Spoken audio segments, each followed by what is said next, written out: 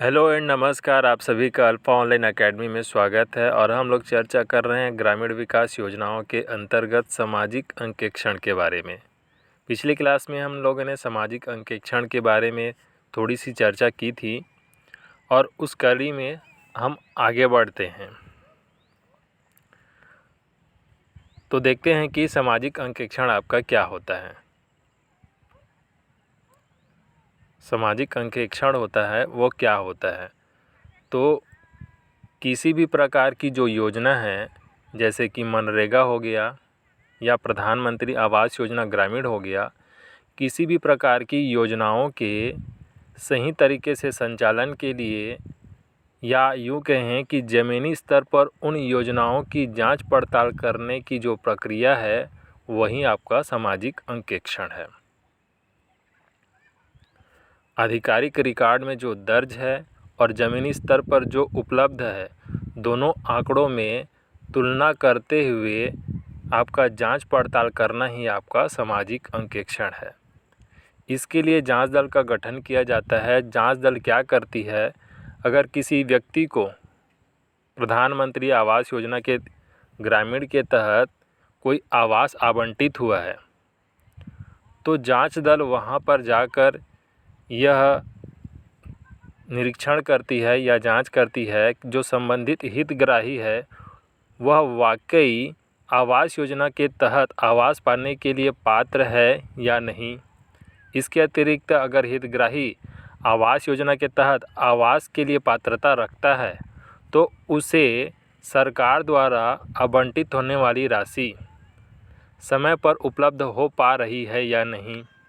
इसके अतिरिक्त कार्य जांच दल जो है आपका कार्यस्थल पर पहुंचकर मज़दूरों से पूछताछ करती है कि आवास निर्माण के लिए जो उपलब्ध सामग्री है, उसकी जो गुणवत्ता है वह सही है या नहीं। तो इस प्रकार से ऑन द स्पॉट स्थल पर जाकर आपका योजनाओं के क्रियान्वयन की जो जांच पड़ताल करने की जो प्रक्रिया है, यही है आपका सामाजिक अंकेक्षण। वैश्विक स्तर पर सामाजिक अंकेक्षण की जो शुरुआत है वह संयुक्त राज्य अमेरिका से हुई। भारत में सर्वप्रथम अशोक मेहता समिति ने जिला स्तर पर सामाजिक अंकेक्षण प्रकोष्ठ के गठन की अनुशंसा की और एक जांच दल के गठन करने की बात कही गई सामाजिक अंकेक्षण हेतु, जिसमें न्यूनतम 5 तथा अधिकतम 7 सदस्य होंगे जो ग्राम सभा का व्यक्ति हो। सामाजिक अंकेक्षण की जो सूचना होती है 1 माह पूर्व प्रदान करनी होती है तथा अभिलेखों की जो उपलब्धता है वह 15 दिन पहले सुनिश्चित की जाती है ग्राम पंचायत में। सामाजिक अंकेक्षण से संबंधित ग्राम सभा की जो अध्यक्षता है वह ग्राम सभा का व्यक्ति करता है। सामाजिक अंकेक्षण ग्राम सभा का जो सचिव होता है वह कार्यक्रम अधिकारी या जनपद पंचायत मुख्य कार्यपालन अधिकारी द्वारा नियुक्त होता है। किसी भी परिस्थिति में सामाजिक अंकेक्षण ग्राम सभा की अध्यक्षता निर्वाचित प्रतिनिधि जैसे कि पंच, सरपंच, उप सरपंच नहीं करते हैं। उसी प्रकार से सामाजिक अंकेक्षण ग्राम सभा में सचिव का दायित्व ग्राम पंचायत सचिव नहीं करता, बल्कि कार्यक्रम अधिकारी या जनपद पंचायत मुख्य कार्यपालन अधिकारी द्वारा नियुक्त व्यक्ति सचिव के तौर पर कार्य करता है। सामाजिक अंकेक्षण से संबंधित उस बैठक में सरपंच जो है पूरे कार्यों का ब्यौरा प्रदान करता है। उस ग्राम सभा में सामाजिक अंकेक्षण से संबंधित ग्राम सभा में अगर शासकीय विभागों द्वारा किसी प्रकार का निर्माण कार्य कराया जा रहा हो या कराया जाना हो निकट भविष्य में, तो संबंधित विभाग का अधिकारी भी उस सभा में ग्राम सभा में उपस्थित रहता है। इस दौरान ग्राम सभा के सदस्य सरपंच से या विभागीय अधिकारी से किसी भी प्रकार की कार्य योजनाओं के बारे में प्रश्न पूछ सकते हैं कि जो कार्य योजना आरंभ किया जा रहा है उनके गांव में उस योजना से ग्रामवासियों को क्या लाभ है, उस योजना का उद्देश्य क्या है, उसकी उपयोगिता क्या है। इस प्रकार से अनेक प्रकार के प्रश्न पूछ सकते हैं जिसका उत्तर संबंधित विभाग के अधिकारी या कर्मचारी को देना रहता है और इसका अनुमोदन मिलने पर ग्राम सभा द्वारा कार्य की स्वीकृति कर दी जाती है।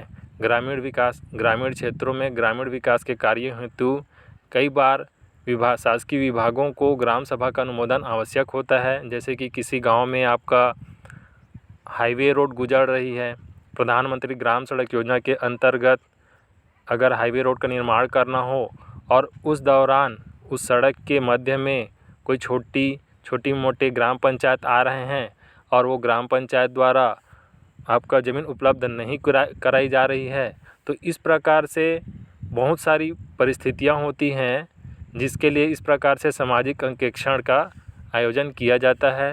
हालांकि जो मुख्यतः इनका जो दायित्व होता है ज़मीनी स्तर पर योजनाओं की जांच पड़ताल करना है।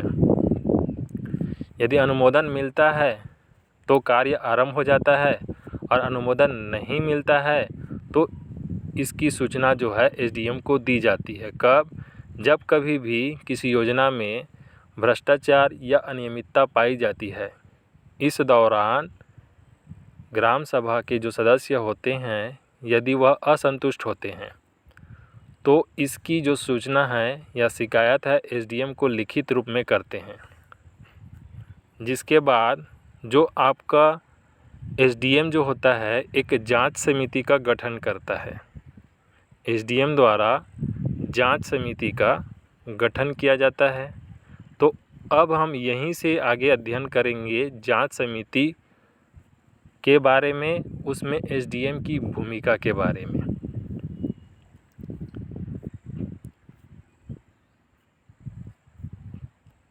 पिछली क्लास में हम लोगों ने इन सब चीज़ों के बारे में अध्ययन किया था, उसका यहाँ पर थोड़ा सा और क्विकली रिवीजन कर लेते हैं।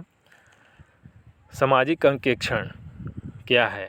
तो योजनाओं की ज़मीनी स्तर पर जांच पड़ताल, योजनाओं के आधिकारिक रिकॉर्ड की ज़मीनी स्तर पर तुलना, अमेरिका से इसका उद्भव हुआ, भारत में अशोक मेहता समिति की सिफारिश पर पहली बार जिला स्तर पर सामाजिक अंकेक्षण प्रकोष्ठ की अनुशंसा की गई। सामाजिक अंकेक्षण के क्या क्या लाभ हो सकते हैं? तो किसी भी प्रकार की योजना में पारदर्शिता, लोगों की भागीदारी तथा कार्य के प्रति अफसरों की जो जवाबदेही सुनिश्चित करना, किसी भी प्रकार की शिकायत हेतु निवारण सुनिश्चित करना, इस प्रकार से सामाजिक अंकेक्षण के लाभ होते हैं। सामाजिक अंकेक्षण के लिए जांच दल का गठन किया जाता है जिसमें ग्राम सभा के सदस्य होते हैं। एक जांच दल एक सामाजिक अंकेक्षण के लिए नियुक्त किया जाता है।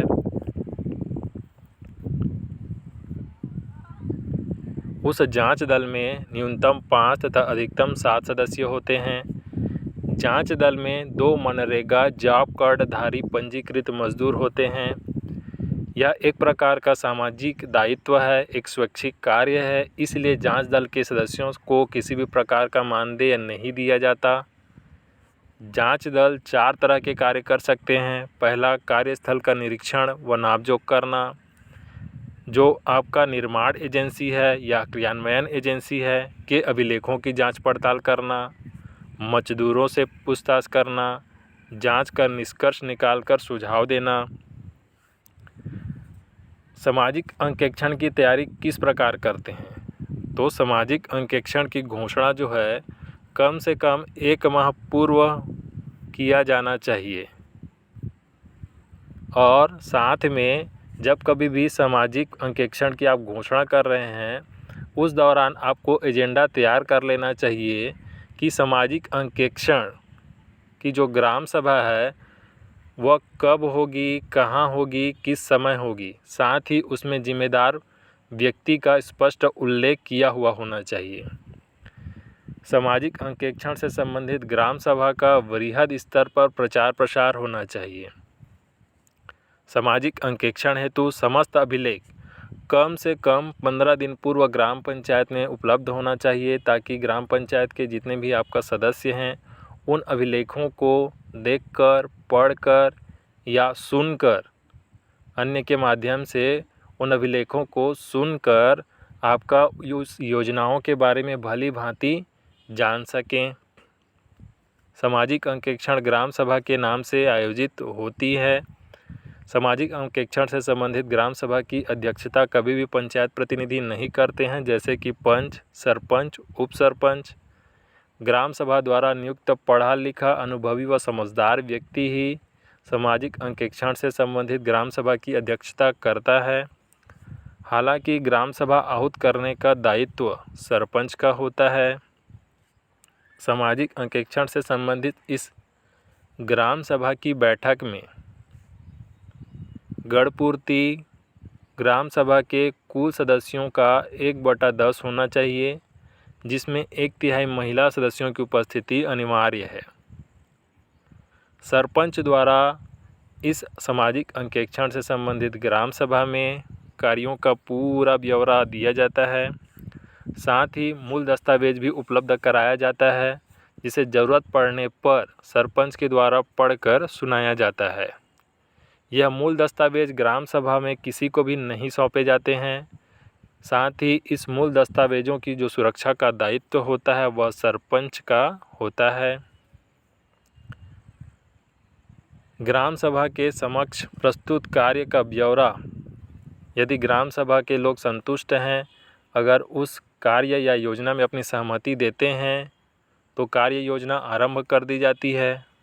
अनुमोदन नहीं मिलने पर नया कार्य आरंभ नहीं होता है।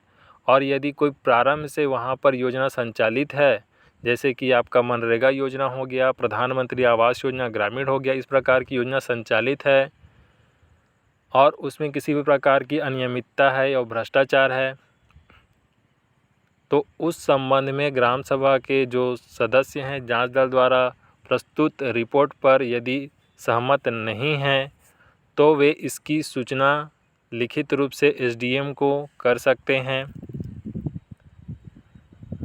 शासकीय विभागों द्वारा करवाए जा रहे विवरण कार्यों का विवरण संबंधित अधिकारी प्रस्तुत करता है। ग्राम सभा की कार्यवाही का जो विवरण है सचिव द्वारा दर्ज किया जाता है।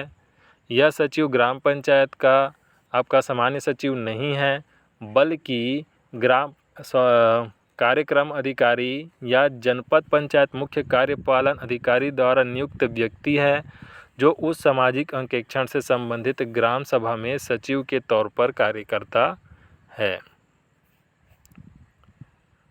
ग्राम सभा में आपका ग्राम सभा के सदस्य जो होते हैं प्रश्न भी पूछ सकते हैं कि आपका जो कार्य योजना आरंभ होगा या कार्य योजना जो आपने आरंभ किया है तो उसके क्या लाभ हैं, उसकी क्या उपयोगिताएं हैं, उसके क्या उद्देश्य हैं, इस प्रकार से प्रश्न पूछ सकते हैं, जिसका उत्तर संबंधित विभाग के अधिकारी या कर्मचारी द्वारा दिया जाना अपेक्षित होता है। सामाजिक अंकेक्षण में क्या क्या प्रश्न पूछ सकते हैं, जैसे कि आपका कार्य का उद्देश्य क्या है, कार्य का क्रियान्वयन कौन सी संस्था करेगी, क्रियान्वयन संस्था की भूमिका क्या है, इससे संबंधित रोजगार गारंटी कानून क्या हैं, जैसे कि अगर मनरेगा योजना से संबंधित सामाजिक अंकेक्षण की ग्राम सभा है तो रोजगार गारंटी कानून के बारे में आप उस सामाजिक अंकेक्षण की ग्राम सभा में प्रश्न कर सकते हैं, या उस कार्य योजना की उपयोगिता क्या है, उसके परिणाम क्या हो सकते हैं, इस प्रकार से प्रश्न पूछ सकते हैं। इसके अतिरिक्त सामाजिक अंकेक्षण जो होता है वह प्रत्येक 6 माह में आयोजित होता है, या यूँ कहें तो साल में 2 बार सामाजिक अंकेक्षण कराया जाना अनिवार्य होता है। इसके अतिरिक्त ग्राम सभा चाहे तो किसी मुद्दे पर जब भी वह उपयुक्त समझे सामाजिक अंकेक्षण करा सकती है।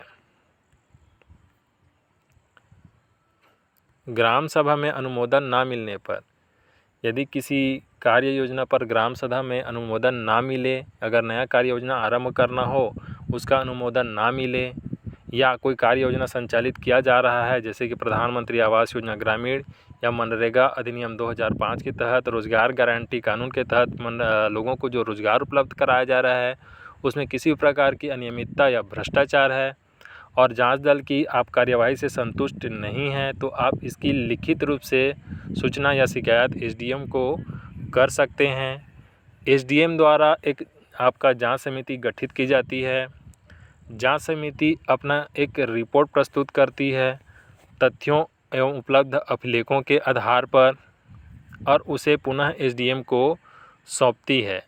एसडीएम एक अधिकारी नियुक्त करता है जो जांच समिति द्वारा आपका सौंपे गए जांच रिपोर्ट को, जांच प्रतिवेदन को ग्राम सभा के समक्ष रखता है।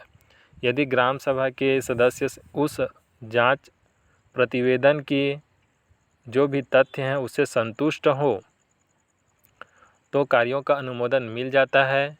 अगर असंतुष्ट रहते हैं तो संबंधित के विरुद्ध, जैसे कि कार्य निर्माण एजेंसी है, कार्य निर्माण एजेंसी मान के चलिए किसी प्रकार से ग्राम पंचायत में निर्माण कार्य करना है, उसकी जिम्मेदारी सरपंच की है या संबंधित ठेकेदार की है और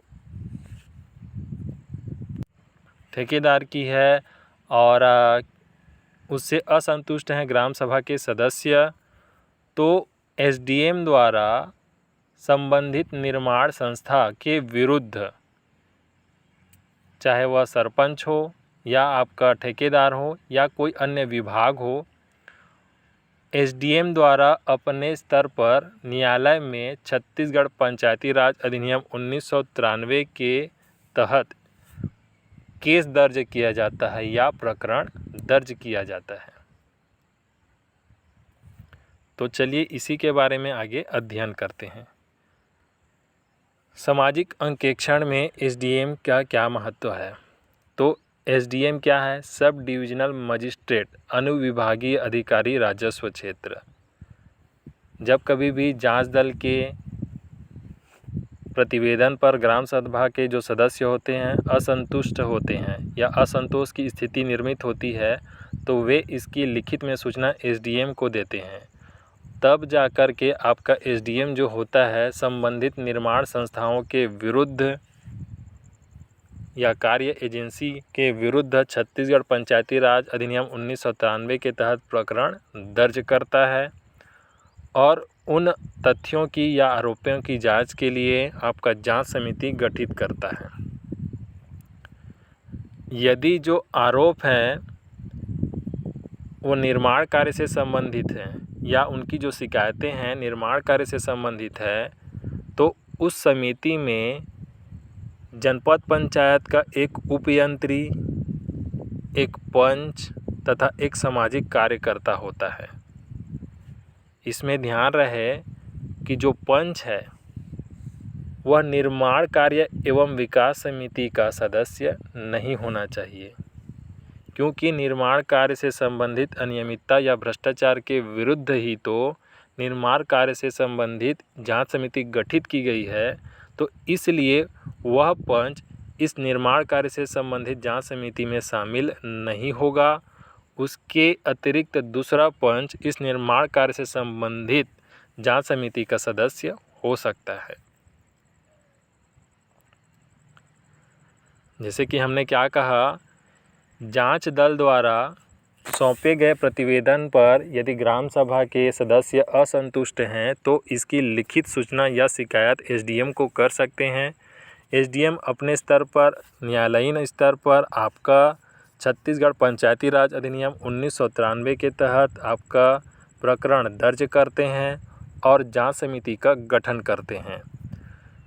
यदि निर्माण कार्य से संबंधित शिकायत हो तो आपका जनपद पंचायत का एक उपयंत्री होता है, एक पंच होता है और एक सामाजिक कार्यकर्ता होता है।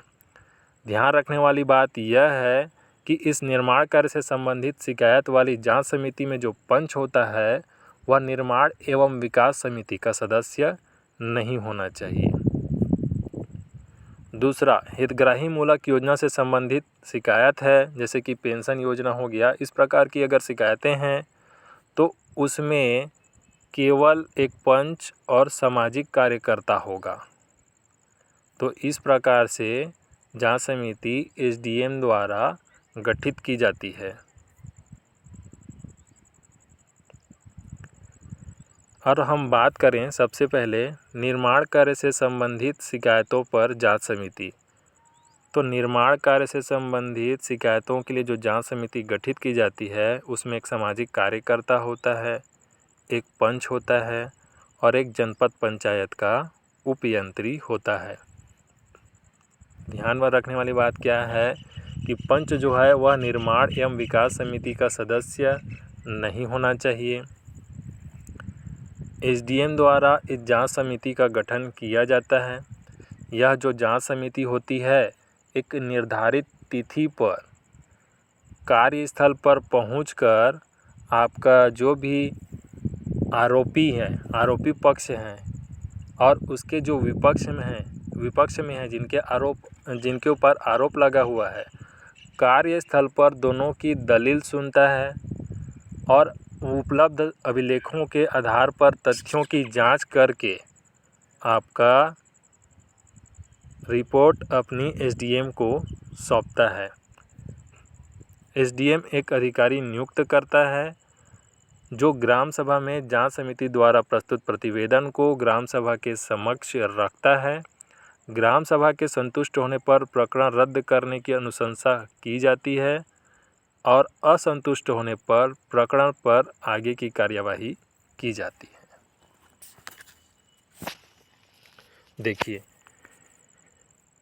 हमने यहाँ पर क्या पढ़ा कि यदि जांच दल का जो गठन किया जाता है उससे ग्राम सभा के सदस्य असंतुष्ट हैं तो इसकी लिखित में सूचना या शिकायत एसडीएम को कर सकते हैं। एसडीएम छत्तीसगढ़ पंचायती राज अधिनियम 1993 के तहत संबंधित संस्था के विरुद्ध या व्यक्ति के विरुद्ध छत्तीसगढ़ पंचायती राज अधिनियम 1993 के तहत प्रकरण दर्ज करता है और उसके लिए जांच समिति का गठन करता है। निर्माण कार्य से संबंधित यदि शिकायत है तो उससे संबंधित जांच समिति में जनपद पंचायत का एक उपयंत्री, एक पंच और एक सामाजिक कार्यकर्ता होता है।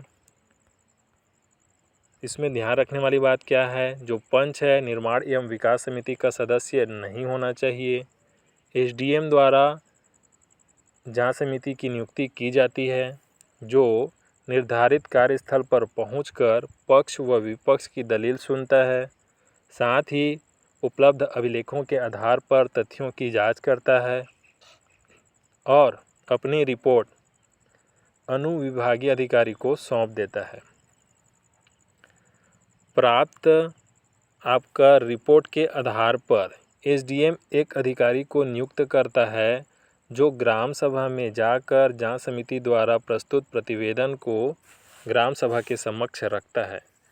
यदि वहां पर ग्राम सभा जांच समिति द्वारा प्रस्तुत आपका रिपोर्ट पर संतुष्ट हो तो जो प्रकरण है वह रद्द करने की अनुशंसा की जाती है। और यदि ग्राम सभा के सदस्य जांच समिति द्वारा प्रस्तुत रिपोर्ट पर असंतुष्ट हैं तो प्रकरण को आगे बढ़ाने की कार्यवाही की जाती है।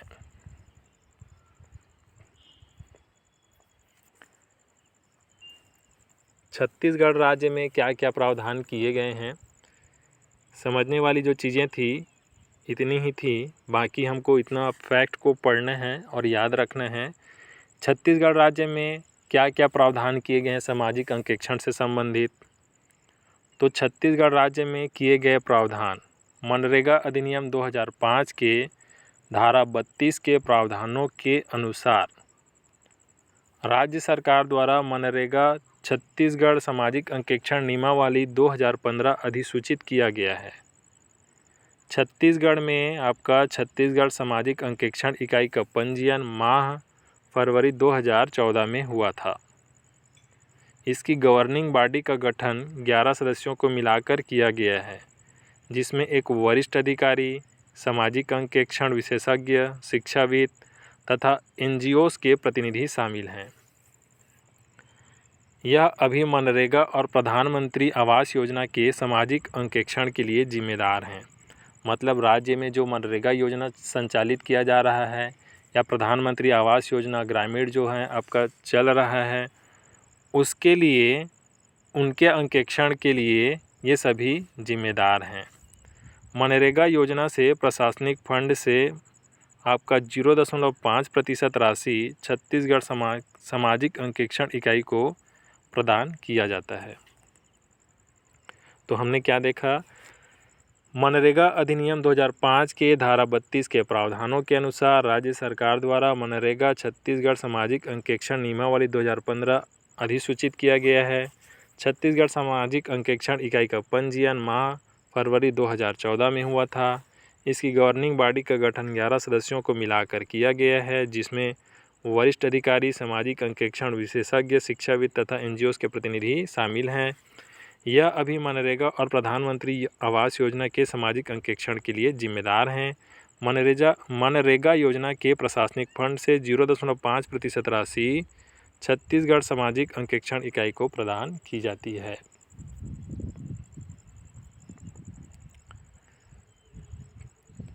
ठीक है, तो जैसे ताकि सभी ग्राम पंचायत में वर्ष में कम से कम 2 बार सामाजिक अंकेक्षण का आयोजन सुनिश्चित किया जा सके। मनरेगा में सामाजिक अंकेक्षण के लिए क्या क्या और प्रावधान हैं वह भी देख लेते हैं। तो मनरेगा में सामाजिक अंकेक्षण के प्रावधान, धारा 17 ग्राम सभा द्वारा कार्य की सामाजिक संपरीक्षा।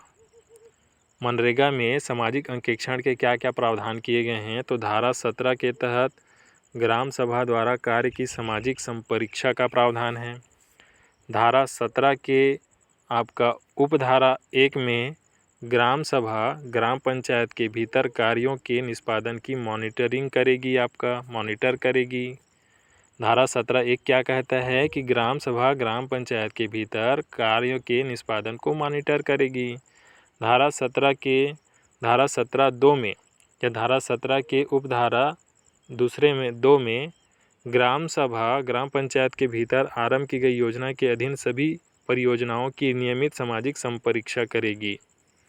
धारा 17(3) क्या कहता है, ग्राम पंचायत सभी सुसंगत दस्तावेज जिनके अंतर्गत मास्टर रोल, बिल, वाउचर, माप पुस्तिकाएं, मंजूरी आदेशों की आपका कॉपी होती है और अन्य संबंधित लेखा बही और कागज पत्र जो शामिल रहते हैं, उनको सामाजिक संपरीक्षा करने के प्रयोजन के लिए ग्राम सभा को उपलब्ध कराएगी।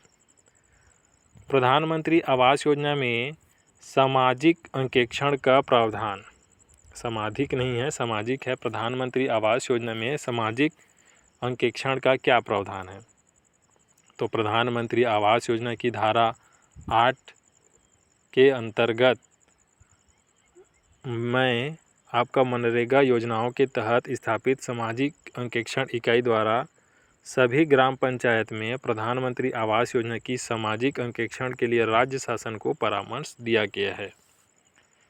मनरेगा एवं प्रधानमंत्री आवास योजना के तहत सामाजिक अंकेक्षण की क्या क्या शर्तें हैं, तो सामाजिक अंकेक्षण क्रियान्वयन एजेंसी को किसी भी प्रक्रिया से स्वतंत्र होना चाहिए। मतलब सामाजिक अंकेक्षण जो संस्था है, जो इकाई है, वह स्वतंत्र संस्था होनी चाहिए। दूसरा, क्रियान्वयन जो संस्थाओं को कभी भी सामाजिक अंकेक्षण कार्य में हस्तक्षेप नहीं करना चाहिए। जिनके ऊपर आरोप लगा है किसी भी प्रकार की भ्रष्टाचार या अनियमितता का, उनको सामाजिक अंकेक्षण संस्थाओं के कार्य में हस्तक्षेप नहीं करना चाहिए। सामाजिक अंकेक्षण हेतु सामाजिक अंकेक्षण टीम उसी पंचायत के निवासी नहीं होना चाहिए। सामाजिक अंकेक्षण हेतु जो सामाजिक अंकेक्षण की टीम आपका बनाई गई है, वह उसी ग्राम पंचायत से नहीं होनी चाहिए जिस ग्राम पंचायत के निर्माण संस्थाओं के ऊपर भ्रष्टाचार या अनियमितताओं का आरोप लगा हुआ है। नहीं तो वे निष्पक्ष रूप से अंकेक्षण नहीं कर पाएंगे।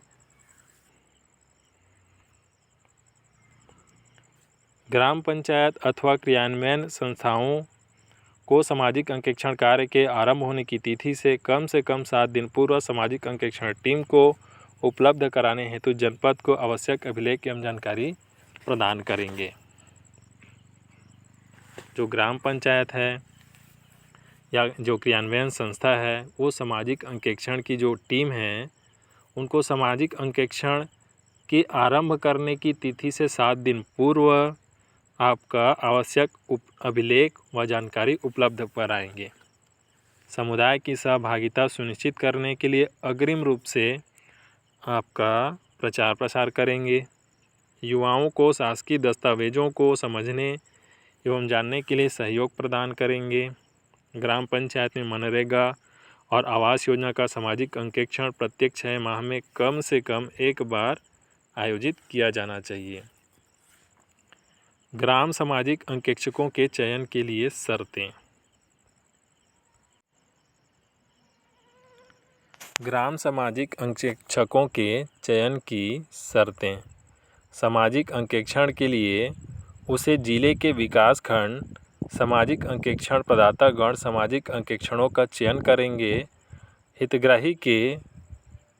हितग्राहियों के परिवारों से सुशिक्षित युवाओं की पहचान ग्राम सामाजिक अंकेक्षकों के रूप में किया जाएगा। केवल मनरेगा योजना के अधीन कार्यरत मजदूरों के परिवारों से युवाओं का चयन किया जाना चाहिए। ये ग्राम सामाजिक अंकेक्षकों के चयन की प्रमुख शर्तें हैं। ठीक है, ग्राम स्तर पर ग्राम सामाजिक अंकेक्षकों के चयन की शर्तें। तो ये क्या क्या शर्तें हैं?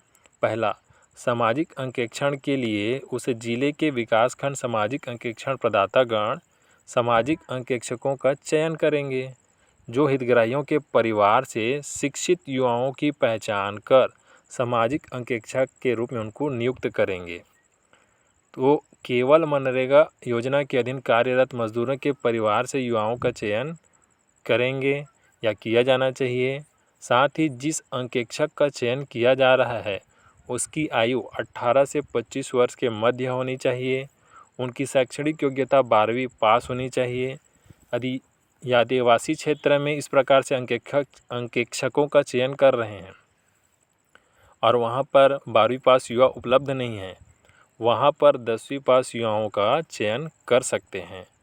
इसी प्रकार से अंकेक्षक को राजनीतिक पार्टियां या अन्य क्रियान्वयन संस्थाओं से संबंधित नहीं होना चाहिए। ऐसे युवा जो ठेकेदार, राजमिस्त्री, समाचार पत्र या मीडिया रिपोर्टर के तौर पर काम कर रहे हैं उनको भी ग्राम सामाजिक अंकेक्षकों के रूप में चयनित नहीं किया जाएगा। सामाजिक अंकेक्षण प्रक्रिया में चुनौतियाँ। जब कभी भी इस प्रकार के सामाजिक अंकेक्षण का कार्य किया जाता है तो उसमें क्या क्या दिक्कतें या मुश्किलें आती हैं। तो पहला है जनपद और संबंधित विभागों से पूर्ण दस्तावेजों की प्राप्ति। जब कभी भी इस प्रकार के तथ्यों की जांच करने के लिए सामाजिक अंकेक्षण टीम का गठन किया जाता है और वे कार्यस्थल पर पहुंचते हैं तो उनको जो अभिलेख मिलना चाहिए या उनको जो आवश्यक दस्तावेज है उपलब्ध होने चाहिए उस स्तर पर वे नहीं मिल पाते हैं। दूसरा चीज़ आपका ग्राम सभा में आपका सामाजिक अंकेक्षण के लिए जो ग्राम सभा आयोजित होती है उसमें कभी भी कोरम पूर्ति नहीं हो पाता या कोरम पूर्ति एक बड़ी समस्या होती है क्योंकि ग्राम सभा के सदस्य इस प्रकार से सामाजिक अंकेक्षण की ग्राम सभा में उपस्थित नहीं होते हैं। बैठक का संचालन और प्रशासन के द्वारा सामाजिक अंकेक्षण निष्कर्ष हेतु कार्यवाही।